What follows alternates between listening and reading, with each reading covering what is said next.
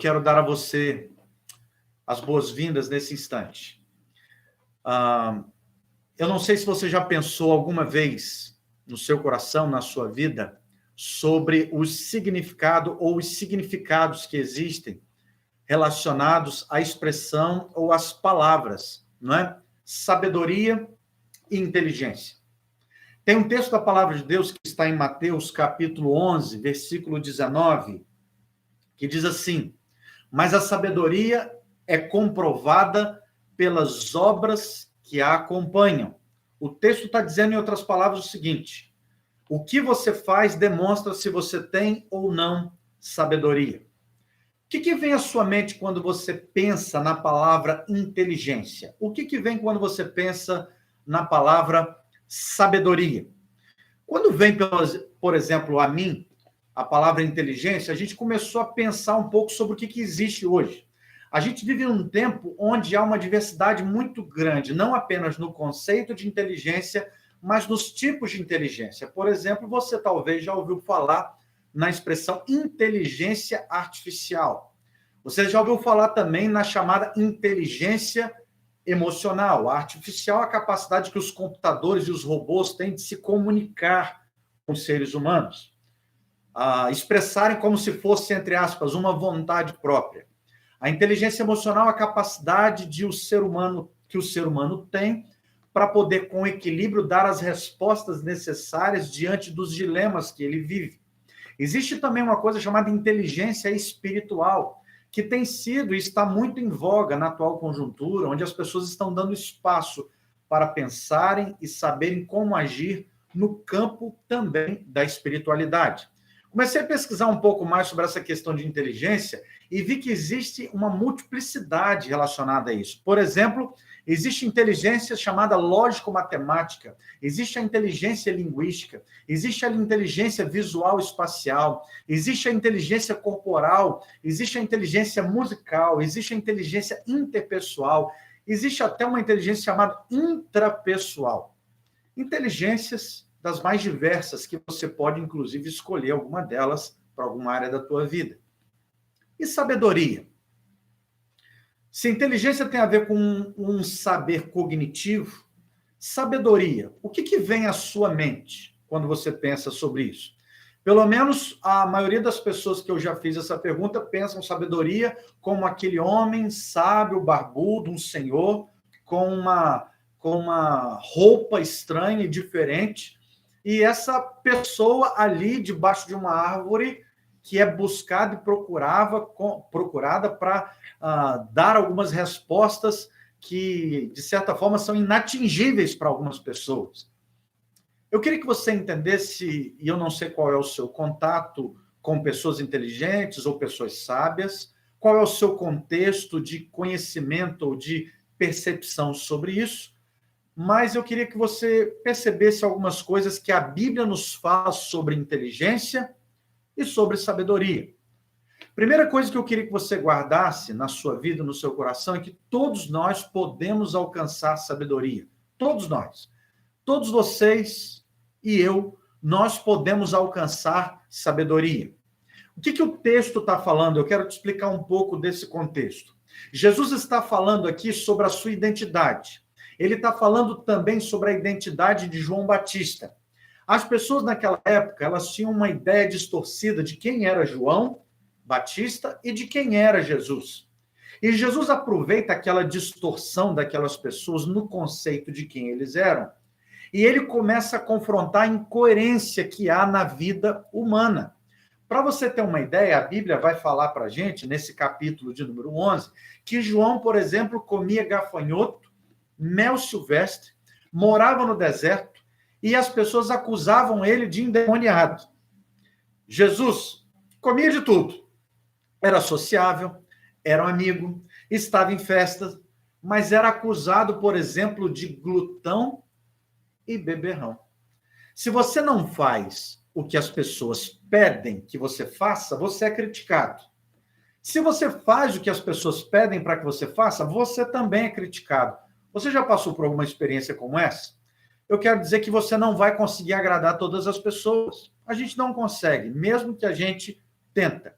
E é exatamente aqui que a gente está diante de uma situação de incoerência que Jesus vai ensinar sobre sabedoria.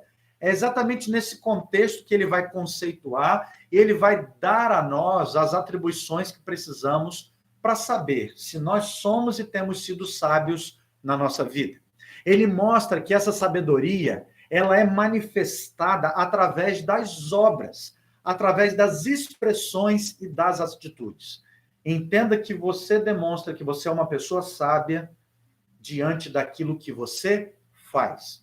Eu quero falar aqui sobre alguns aspectos da sabedoria. A primeira coisa é o conceito de sabedoria. Se a gente pegar a Bíblia, que é dividida em Antigo e Novo Testamento, nós vamos ver duas palavras que falam sobre sabedoria. A primeira palavra do Antigo Testamento é uma palavra chamada romã. Romã significa, no Antigo Testamento, essa tradução para a expressão de sabedoria, significa entendimento. Dentro do Antigo Testamento, a sabedoria é algo muito prático. Não é algo teórico, não é algo inatingível, não é algo assim abstrato, mas é algo concreto. São ações práticas de uma pessoa.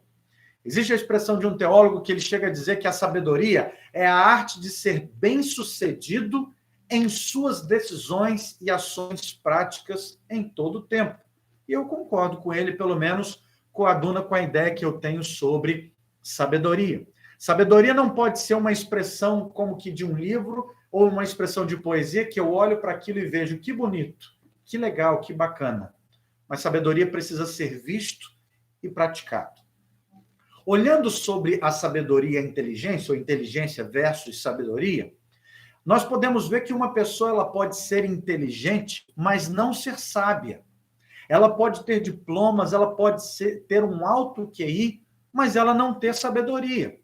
Ela pode ter uma capacidade cognitiva e não ser sábia. Para você ter uma ideia, o conceito da psicologia moderna, ela traz para nós um conceito de inteligência que tem a seguinte ideia, de que a inteligência ela é dividida em várias áreas da nossa vida, como nós citamos agora há pouco.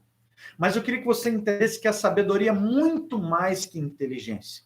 Se a inteligência tem um aspecto finito, a sabedoria tem algo como um aspecto infinito. Nós temos vários exemplos na Bíblia de pessoas que foram sábias e que foram inteligentes. Por exemplo, temos também na vida de muitas pessoas que foram inteligentes, mas não sábias. Tiveram uma capacidade muito grande de pensar, raciocinar, ou até uma capacidade lógica, mas não tinham sabedoria. Quando eu olho para alguns exemplos da Bíblia, eu me lembro, por exemplo, de José do Egito. José do Egito ele foi chamado de conselheiro de Faraó. A Bíblia diz que ele era um cara inteligente, mas ele também tinha sabedoria. Como não me lembrar aqui também de Daniel, que era um homem inteligente e tinha sabedoria. Daniel, capítulo 1, a Bíblia vai falar sobre isso. Por que não pegar também o exemplo de uma mulher, Débora, juíza no Antigo Testamento? Ela foi, inclusive, chamada de mãe da sabedoria, ou mãe de Israel, por causa da sua sabedoria, a sua capacidade de exercer a sua função com sabedoria. Salomão, a Bíblia vai dizer para nós que em 1 Reis, capítulo 4, que ele foi o homem mais sábio da terra. Tem um determinado momento que Salomão podia escolher o que ele quisesse. E sabe o que ele pediu? Tinha que ser Salomão. Ele pediu a Deus por sabedoria. Sabedoria é algo necessário na sua vida? Você já parou para pensar sobre isso? De acordo com a Bíblia, é entendimento e execução prática. E no Novo Testamento, pastor, tem uma segunda palavra. É a palavra Sofia. Se na primeira era a palavra romã, que significa entendimento, a palavra Sofia significa sabedoria evidenciada na vida. Ela é até mais explícita. Ela é em ações de execução prática. Quando eu olho para algumas histórias, como, por exemplo, de Estevão, e mostrando na Bíblia a sua biografia, Lucas vai descrever lá em Atos e diz que ele era um homem sábio em sua pregação. Quando Pedro, por exemplo, fala de Paulo em sua segunda carta, ele diz que Paulo era sábio na sua escrita. O que precisamos entender é que sabedoria, e eu queria que você guardasse isso, tem a ver com algo prático e atingível. Nós não precisamos ser monges, nem ter alta idade. Existem pessoas que são idosas, mas não são sábias. Existem pessoas muito novas que são sábias. O que Deus deseja que tenhamos na nossa vida é um coração cheio de sabedoria, e isso vem do Senhor. Uma outra coisa que eu queria falar com você é sobre as consequências de uma pessoa não ter sabedoria. Porque talvez você olhe para mim e diz assim, eu não quero ter sabedoria. Tudo bem, mas eu quero dizer para você que terá consequências. Nós podíamos falar sobre várias delas aqui, mas eu quero usar o exemplo de Jesus. As consequências de falta de sabedoria na sua vida e nos nossos relacionamentos, ela é trágica, ela é desastrosa. E é disso que Jesus está tratando no texto. Se você tem falta de sabedoria, pode ser que você esteja experimentando verdadeiras guerras e batalhas com as pessoas e com você mesmo. Por isso que sabedoria é tão importante.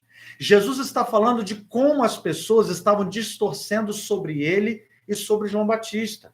Quando nós não temos sabedoria, isso é evidenciado, sabe onde? No nosso lado relacional. A sabedoria nos ensina a ver as pessoas adequadamente, a ter uma percepção correta das pessoas. Quando nos falta sabedoria, nós fazemos como aqueles homens que julgavam, falavam o que queriam, distorciam as imagens do que eles estavam vendo.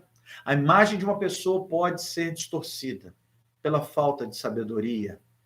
Aqui eu quero usar um princípio utilizado, inclusive na psicologia moderna, falando sobre essa percepção humana, sobre essa capacidade de perceber o ser humano. A ideia de como que você interpreta e vê o mundo. Eu queria que você entendesse que a percepção humana é afetada por vários fatores ao longo da vida.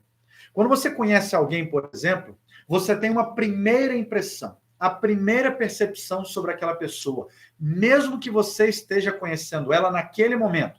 É como aquela ideia de que você faz um pré-julgamento. O detalhe aqui é que você, às vezes, não percebe, mas quando você entra num ambiente de culto, de um local de trabalho, num ambiente que seja público, você vai tendo percepções sobre o ambiente, sobre as pessoas, sobre o arranjo, sobre a porta, sobre a roupa. A gente faz isso e é meio que natural.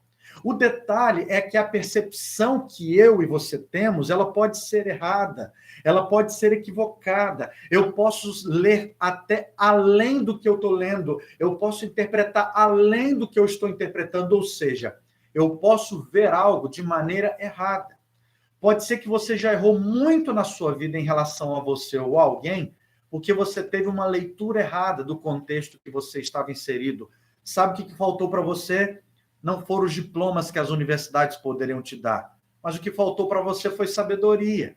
Sabe o que está faltando em muitas casas na atual conjuntura? Não é acabar com toda a pandemia para a gente ir para a rua. É claro que a gente quer ver as pessoas, abraçá-las, estar com os outros. Mas o que está faltando para a gente dentro do nosso lar e dentro de nós mesmos é sabedoria. Portanto, eu posso ter uma imagem, visão errada, completamente equivocada do que eu estou vendo de alguém e do que eu conheço alguém. O que estava acontecendo com Jesus e João é que eles estavam sendo vítimas dessa percepção errada. Alguns fatores, por exemplo, afetam essa primeira impressão que a gente tem de alguém. Por exemplo, como eu falei, você quando olha para alguém e tem a primeira impressão, aquilo é fruto, por exemplo, de quê? Da história da minha vida, do que eu aprendi, do que eu carrego, de como eu vejo o ser humano. Digamos que você aprendeu que uma pessoa com tatuagem é um marginal. Existe grande chance de todas as pessoas que têm uma tatuagem, você encará-las como um marginal. Digamos que você aprendeu que toda pessoa careca é uma pessoa que não tem uma boa índole.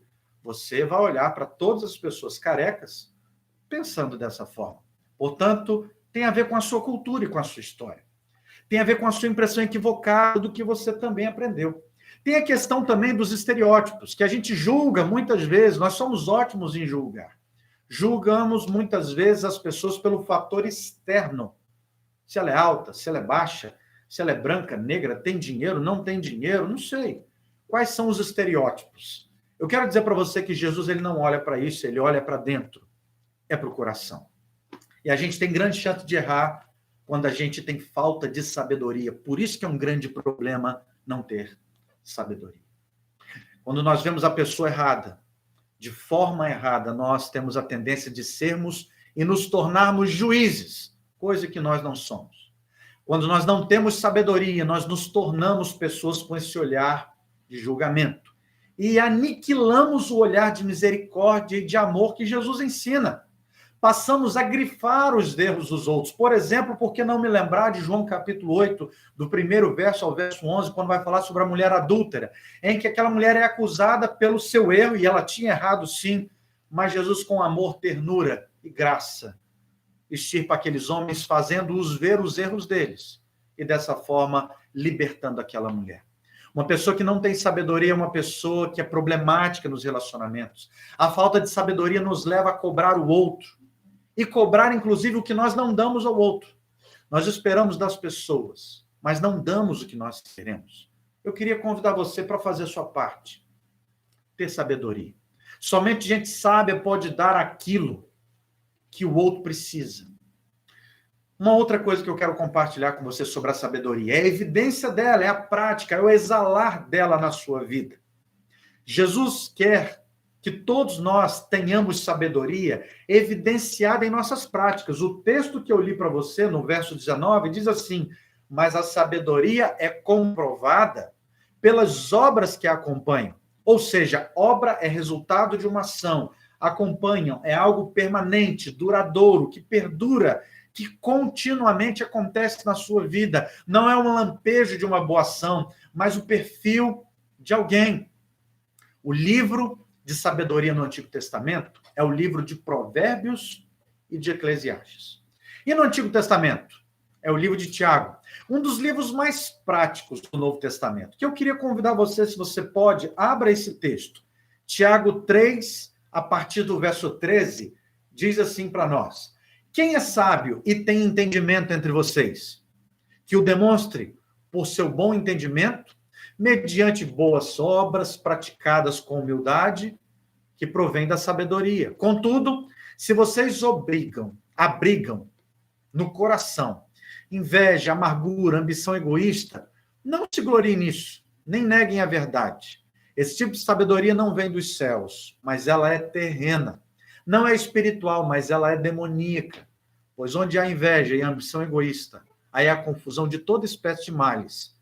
Mas a sabedoria que vem do alto, ela é, antes de tudo, pacífica, pura, amável, compreensível, cheia de misericórdia, bons frutos, imparcial e sincera. O fruto da justiça semeia-se em paz para os pacificadores. Gente, esse é um texto importante. Há dois tipos de sabedoria demonstrados aqui: a sabedoria terrena e a sabedoria dos céus. A sabedoria terrena não vem dos céus, ela é uma sabedoria, de acordo com o texto, demoníaca. Ela tem características: inveja, amargura, ambição egoísta, dois pecados que às vezes a gente não admite. E o que elas fazem?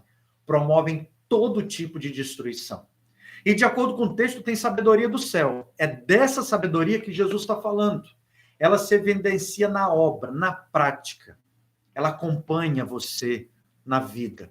Uma pessoa tem sabedoria dos céus quando ela tem pureza de coração, compreensível, imparcial. Ela tem essas 8 virtudes citadas no texto. Jesus, inclusive, diz no texto: olhem para as obras de João e para as minhas obras. Os homens estavam duvidando de Jesus. Jesus manda, então, que eles anunciem João e vissem as suas obras. Olhem para João, ele é homem de Deus. Mateus capítulo 7, versículo 16, a Bíblia vai ensinar para nós que a gente conhece os frutos, ou melhor, conhece a árvore, é pelos frutos que ela produz. Você quer conhecer uma pessoa? Deixa o tempo passar. Personalidade não é algo que se lê de um dia para o outro, é com o tempo. O sentido bíblico disso são os frutos. Eu quero finalizar minha palavra perguntando para você e para mim: como que a gente pode obter a sabedoria? Salmos 111, 10, Provérbios 1, 7, Provérbios 9, 10, a Bíblia diz o seguinte: o temor ao Senhor é o princípio da sabedoria. Uma pessoa só tem sabedoria se tiver com o coração com temor a Deus. Jó declara que a sabedoria vem de Deus. Ele é fonte de toda a sabedoria. Não existe pessoa sábia sem temor a Deus. Você pode olhar para alguém e dizer, nossa, que sabedoria. Ela teme a Deus? Não teme. Então, ela é inteligente, ela tem uma capacidade cognitiva, até mesmo para sua própria condenação. O secularismo, por exemplo, que são os movimentos que nos fazem habituar esse tempo, ao tempo desse século, o materialismo, o individualismo, são valores que nos afastam de Deus. Não confunda, portanto, inteligência com sabedoria. A sabedoria do mundo se fundamenta em duas coisas: na instituição, a partir do que se experimenta, na verdade, na intuição daquilo que está se experimentando, daquilo que se apresenta para ser experimentado, ou da própria experiência, porque a ciência, ela funciona assim. Só é ciência se há uma experiência comprovada. Se não entrar naquele modelo científico tradicional, hipótese, resposta e teste, não é científico. É por isso que a teologia não é científica. É por isso que Deus não se limita numa caixinha pequenininha chamada ciência. Deus é muito maior. Por isso que a fonte de sabedoria não está na ciência, mas está numa experiência com Deus e a sua palavra. A sabedoria do mundo, ela exclui as coisas espirituais. Isaías, inclusive, nos afirma dizendo, como alguém pode ser sábio se não tem entendimento de espiritualidade? A Bíblia diz que o temor ao Senhor é o princípio de toda a sabedoria. Você quer ter sabedoria? Então guarde no seu coração. Submeta-se à autoridade a Deus. Submeta a autoridade do Senhor sobre você. E peça a Deus. Pastor, é simples assim? Guarda uma coisa. Existe uma oração que Deus não rejeita de jeito nenhum. Sabe qual é? A oração que pede a Ele sabedoria. Isso está em Tiago, capítulo 1, versículo 5. Se alguém de vós tem falta de sabedoria, peça a Deus que Ele dá, de forma graciosa, deliberadamente. Esse é o único pedido que Deus não rejeita. Por que Salomão foi um homem mais sábio? Ele foi rei, sucedeu seu pai, teve tudo. É porque ele pediu sabedoria, mesmo podendo pedir tantas outras coisas. Às vezes pedimos tantas coisas a Deus, mas precisamos de sabedoria para agir dentro de casa, exatamente nesse momento, que a gente não sabe o que fazer. É a sabedoria que nos dá competência relacional, é ela que nos dá competência para enfrentar as principais demandas da nossa vida e da nossa história. Com sabedoria, nós compreendemos os propósitos de Deus. Com sabedoria, a gente está num caminho correto. Com sabedoria, a gente sabe dar respostas, mesmo quando as respostas não nos vêm à boca, porque elas vêm da fonte primária, que é o nosso Deus. A sabedoria faz a gente compreender o mundo ao redor, faz a gente não ter desespero diante do luto, da morte, de uma pandemia, de um desastre, de uma tragédia, porque é saber que Deus controla todas as coisas. Eu preciso aprender a viver em sabedoria, com sabedoria e na sabedoria. Ela é fonte vinda do Senhor. Que você tenha sabedoria no teu coração para agir, para desenvolver, para lidar com todos que estão perto de você. A sabedoria, ela está acessível a todos. Guarda no teu coração temor a Deus e pedir a Deus sabedoria. Que o Senhor abençoe a sua casa, abençoe a sua vida. Vamos orar? Te agradeço, Deus, porque o Senhor está aqui com a gente. E nesse instante eu creio que o Senhor está linkando pessoas a entenderem que o que elas precisam é ter o coração e a mente cheia da tua graça e de sabedoria. Obrigado por esse tempo. Nós louvamos o teu nome e pedimos a tua bênção sobre cada um, em nome de Jesus. Amém. Que Deus te abençoe. Até um próximo momento, se Deus quiser.